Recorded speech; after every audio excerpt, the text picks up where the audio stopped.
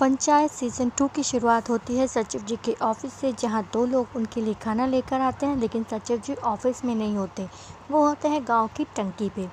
सचिव जी को वहां से लोग बुलाते हैं। सचिव जी अपनी फाइल उठाते हैं।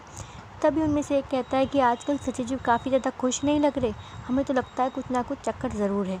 जब सचिव जी आते हैं तो कहते हैं कि वो चाय पीने टंकी पर गए थे।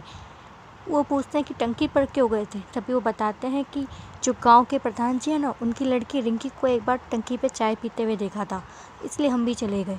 वो दोनों सचिव जी से मना करते हैं और कहते हैं कि आज के बाद टंकी पे मत जाइएगा।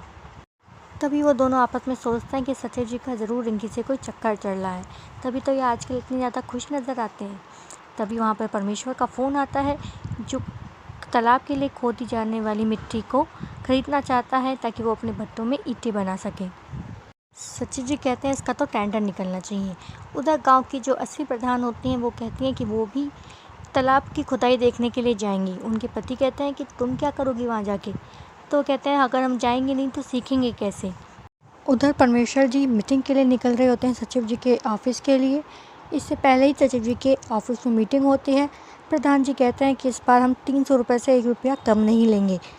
लेकिन सचिव जी कहते हैं कि हम जब रिश्तेदारी में करते हैं ना कोई भी बात, तो इस तरह से नहीं हो पाता, आप नेगोशिएट नहीं कर पाएंगे। और वो सजेशन देते हैं कि उनको मैडम के पास भेज दीजिए ना, वो मैम से नेगोशिएट कर पाएंगे और हमारी मिट्टी भी अच्छे दाम पर बिक जाएगी। वो परमेश्वर जी को सीधे प्रधान जी के घर पर बुलाते हैं। उधर प्रधान जी को भी उनके हस्बैंड फ़ोन कर देते हैं और कहते हैं कि 300 रुपये से 1 रुपया कम में मत मानना। परमेश्वर जी प्रधान जी के घर पहुंचते हैं, जहां पे ग्राम प्रधान उनके लिए दरवाज़ा खोलती है और कहती है उनके हस्बैंड आने वाले हैं, तब तक वो बैठ के चाय पानी पिएं। और बातों ही बातों में वो कहती हैं कि मिट्टी का रेट तो आजकल 400 रुपये प्रति ट्रॉली चल रहा है ना। तो परमेश्वर जी कहते हैं नहीं नहीं भाभी जी, इतना कहाँ, 300 रुपये से 1 रुपया ज़्यादा नहीं। तो फिर गाँव प्रधान कहती है ठीक है, तो फिर 300 रुपये में बात पक्की।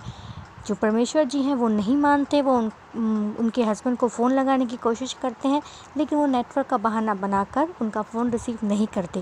वो लास्ट अमाउंट 280 कहना चाहते हैं, लेकिन ग्राम प्रधान नहीं मानती और वो गुस्से में वहाँ से चले जाते हैं। तभी उनको रास्ते में सचिव जी और उनके ग्राम प्रधान के हस्बैंड मिलते हैं। वो कहते हैं कि ये सब क्या खेला चल रहा है, हम अच्छे से जानते हैं। प्रधान जी घर पहुँचते हैं और अपनी वाइफ से कहते हैं तुम प्यार से बात नहीं कर सकती थी। उधर बाद में ये डिसाइड होता है कि सचिव जी उनके पास जाएंगे और उनको मनाएंगे। सचिव जी उनके भट्टे पे पहुंचते हैं, लेकिन वो वहाँ नहीं मिलते। वो गुस्से में निकल गए होते हैं दूसरे गांव डांस देखने।